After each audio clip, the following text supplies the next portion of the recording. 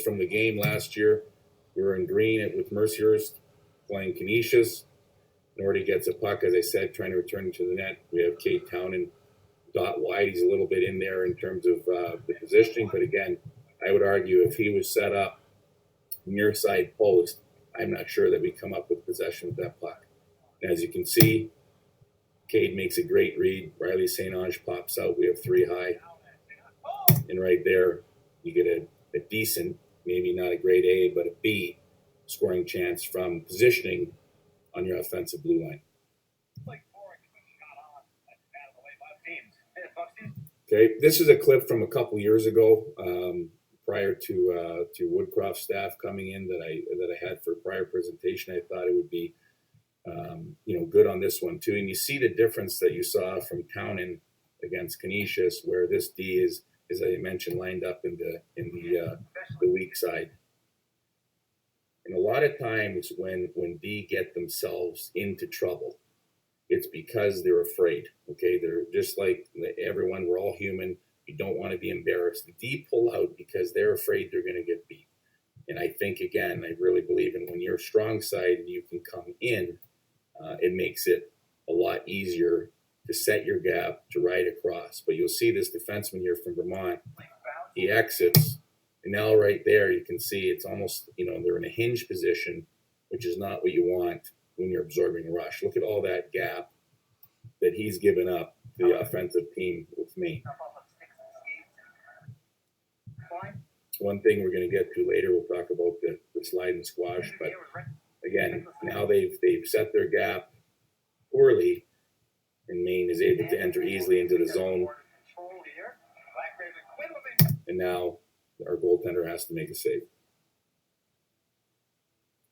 Okay, so going back last year, we have Juan Daniels here, veteran D for us. Devo in this situation, going to show you 2 clips where his momentum, again, details, right? Watch his heels. They're going east-west. They're going towards the boards, right? His man is this guy right here. That's who he's concerned about. And already the puck is deep in the corner. And now we have a weak side D outside of the zone. I would argue, and you're going to see a little bit better of a clip, that if he's patient out here, he can still skate in, swing in, and ride across if he needs to, and just set his gap. So same game about 2 minutes later. Whether I can't remember if we spoke to him on the bench about that, or he self-corrects, but he does a better job here.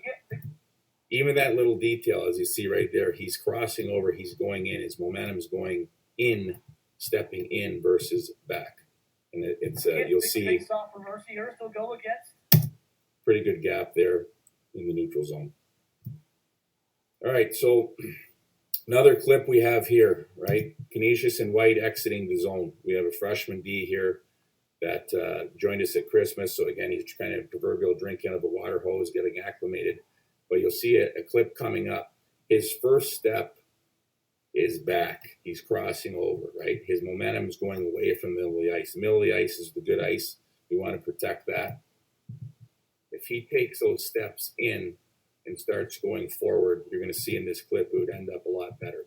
And it's funny, I think, again, anyone that played, growing up, I would say probably below 2005, just a D.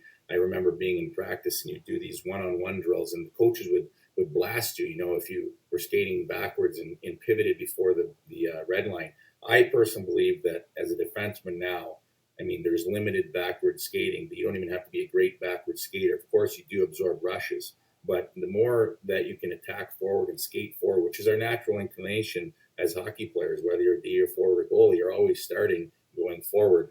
So in this case, if Dusty had gone forward and now his posture, he's riding across on the Canisius player, you can see right now he's behind him. And we give up a grade A right there. Okay.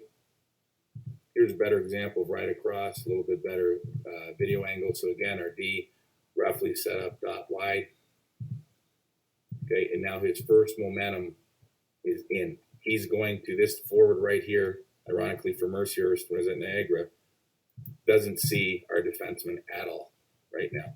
So I would say that's a pretty good gap. If you're this winger right here, you look up, this is happening, you're probably not passing that puck, which then obviously allows our guys on the back check or tracking to catch up. So you see the differences between setting yourself up going in and riding across.